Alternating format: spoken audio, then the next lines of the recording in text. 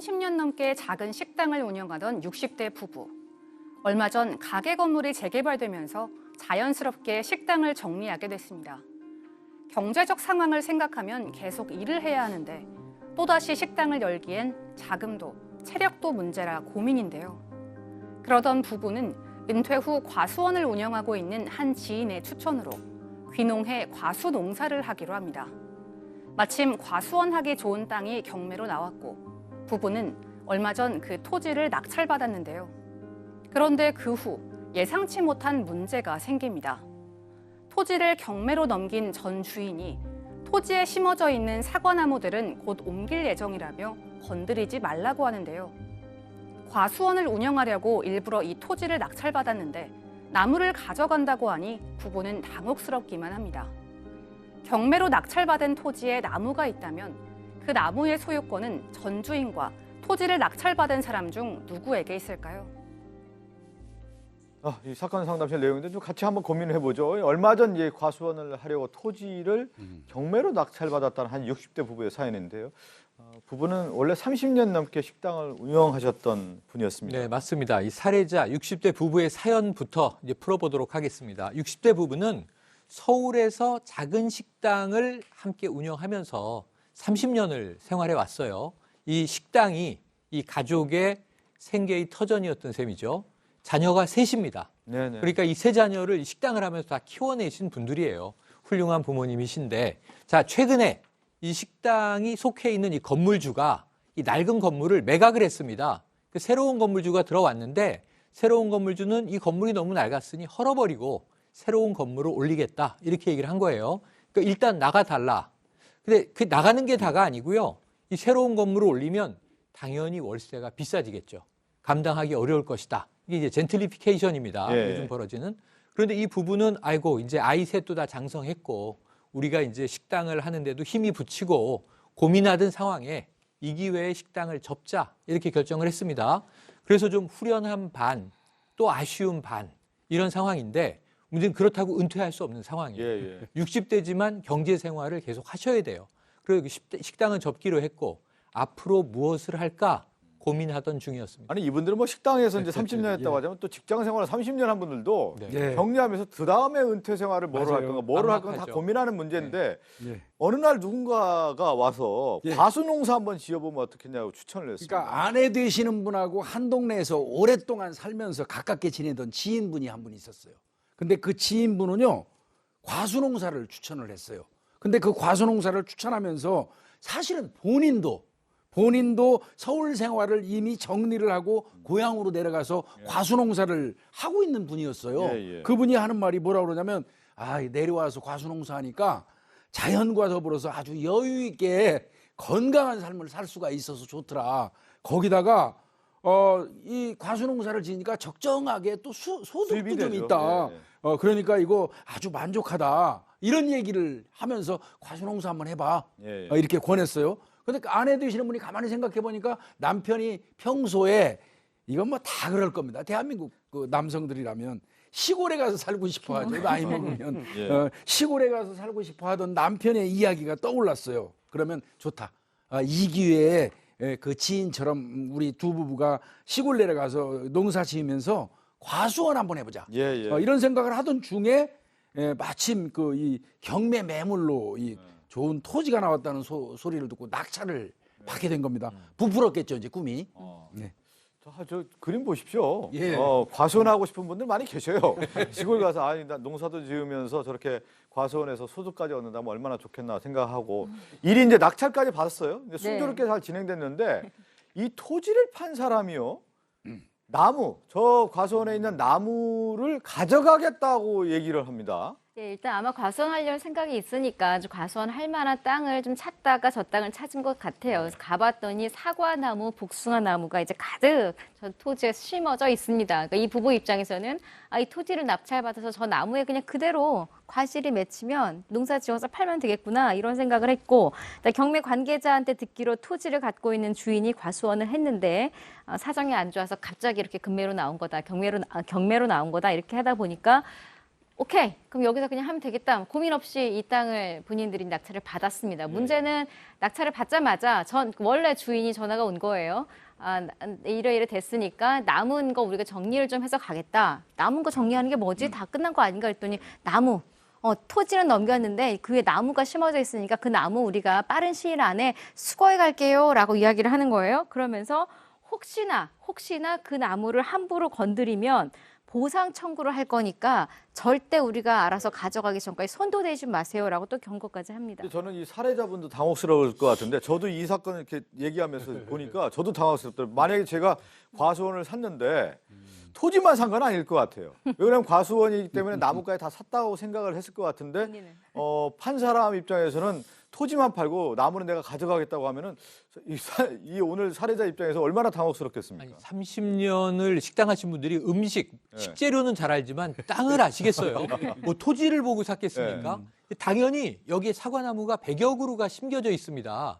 이분들은 그 사과나무 100여 그루에 나무들, 과수원 형체를 보고 사신 거잖아요. 그렇죠. 그런데 이게 전 주인이 전화 와서 자, 땅만 팔았지 나무를 판 게 아니다. 이건 내 거니까 곧 옮길 테니 손도 대지 말아라.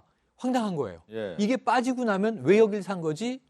그냥 황무지를 샀나? 이렇게 되는 상황이거든요. 이분들이 정말 궁금한 겁니다. 예. 이 전 주인의 말이 맞는 건지 아닌 건지. 그래서 사건반장 도와줘요 하고 이제 전화를 하신 거죠. 저도 궁금해. 왜 그래? 이분들이 뭐 궁금하다 보냈지만 과수원 샀는데 땅만 샀다? 나 과수원에 나무가 없는 과수원에 소용이 있나 이렇게 궁금하게 되는데 한번 풀어보죠. 궁금증을 좀 정리를 해봤습니다.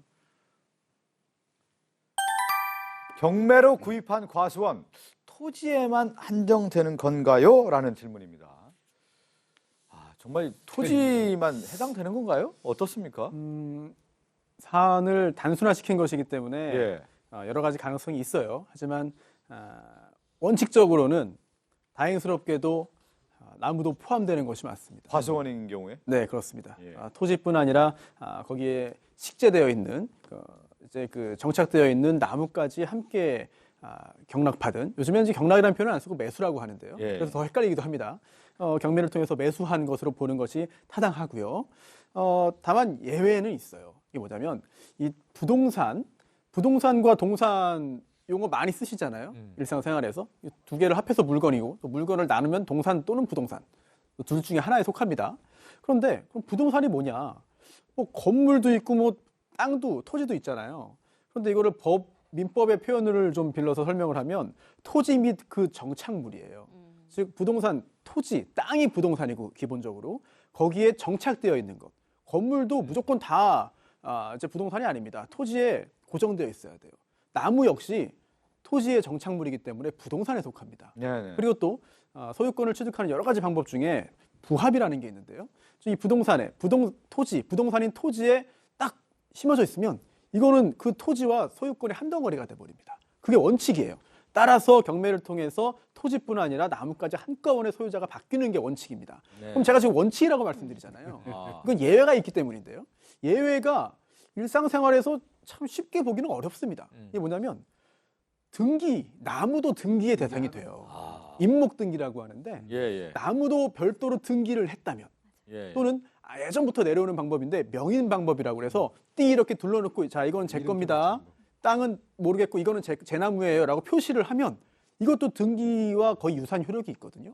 따라서 이 사안에서 뭐 설명상 그런 내용이 보이지는 않습니다만 혹시라도 그 나무가 별도로 등기가 되어 있었다면 예. 또는 기타 다른 방식으로 소유권의 표시가 되어 있었다면 예. 이거는 한꺼번에 등기를 통해서 경매를 통해 넘어가지 않을 수가 있는데요. 그런 사정은 현재 보이지 않는 것 같습니다. 사건 반장하면서 여러 사건 다루다 보면 이런 사건도 있는 거예요. 과수원 샀는데 지금 뭐 손수호 변호사 얘기한 것처럼 과수원에 나무는 또 따로 등기를 할 수 있다는 걸 어떻게 알았겠습니까? 임목 등기를 했다면 가능한데 또 그만한 수는 아닌 것 같거든요. 예. 그래서 이 부분은 뭐 우리가 단언할 수는 없지만 등기를 했냐 안 했냐에 따라서 달라질 수 있는데요. 참고할 만한 지방법원 판례가 하나 있습니다. 2007년 지방법원, 전주지방법원 판례인데요. 예. 비슷한 사건이에요. 과수원 토지하고 그 안에 그 위에 복숭아 나무 100그루 정도가 있었는데 이게 경매에서 경락, 매수가 된 상황입니다. 근데 이걸 매수했던 을이라는 사람이 갑이 경매를 붙였고 을이 매수를 했는데 자기 땅에 자기는 가수가 필요 없으니까 다 벌채해가지고 버렸던가 처분해 버렸습니다. 예, 예, 예. 그 처분을 하니까 갑이라는 사람이 내 땅에 정착물은 내 건데 또 과실이 내 건데 아. 이걸 왜 처분했냐 하면서 손해배상 청구를 했는데 지금 손수호 변호사 설명한 것처럼 다른 어떤 등기나 이런 걸 하지 않는다면 부합에 따라서 예, 예. 토지를 경매받으면 그 위에 있는 정착물이나 이 나무 같은 것도 같이 경매를 받은 걸로 봐가지고 이거는 손해배상 청구 기각했거든요. 여기 저는 이제 상식적으로 봤을 때 네. 과수원이기 때문에 과수나무가 있는 것은 당연히 샀을 경우에는 그 포함된다고 생각이 좀 들었고 이런 경우는 어떤가 밭에 고구마를 심거나 이제 감자를 심는 경우도 있고 옥수수를 심는 경우가 있잖아요. 근데 그건 수확질이 딱 정해져 있지 않습니까? 네. 그런 경우도 다 해당이 되는 거는 예를 들어서 그 밭을 샀다고 했을 경우에는 고구마도 내 거고 감자도 내 거고 옥수수도 내 거가 될 수가 있는 건가요? 그러면? 제가 이 사안 관련된 판례를 직접 찾지는 못했어요. 네. 하지만 기타 우리나라에서 나무와 농작물, 예. 뭐 한해살이 풀 같은 거, 벼도 포함되겠고요. 예. 상당히 법적인 취급이 다릅니다.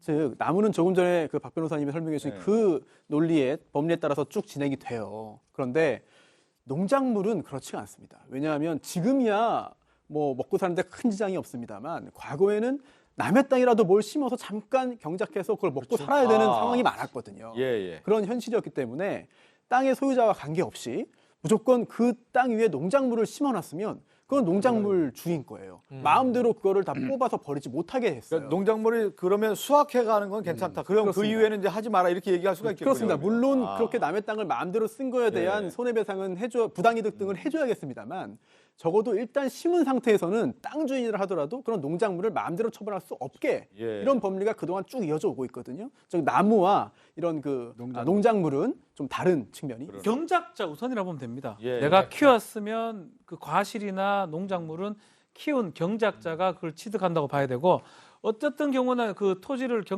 경매를 받아가지고 갔을 때 나무나 이런 것들은 본인이 처분도 가능하지만 만약에 과실이나 농작물이 있다면 예, 예. 그게 다 가져간 다음에 나중에 사용할 수가 있습니다. 아. 그래서 경매 받았다 해가지고 모두 내 거니까 모든 걸 배해버리고 하면 안 됩니다. 과실이 있는지 경작물이 있는지 이 부분을 확인한 다음에 나중에 사용하고 수익을 해야 될 것 같습니다. 그러니까 오늘 저희가 뭐 이 사례를 설명해 주면서 우리가 배울 수 있는 건 뭐냐면 경매를 통해 샀다고 했을 경우 그게 다 내 것이 되는 것이 아니고 예를 들면 과수원인 경우에도 나무가 아까 임목등기라는 표현이 있는데 이게 돼 있는지 안 되는지도 꼼꼼하게 확인해야 된다는 말씀을 드려야 되겠군요. 함께 사는 세상으로 갑니다.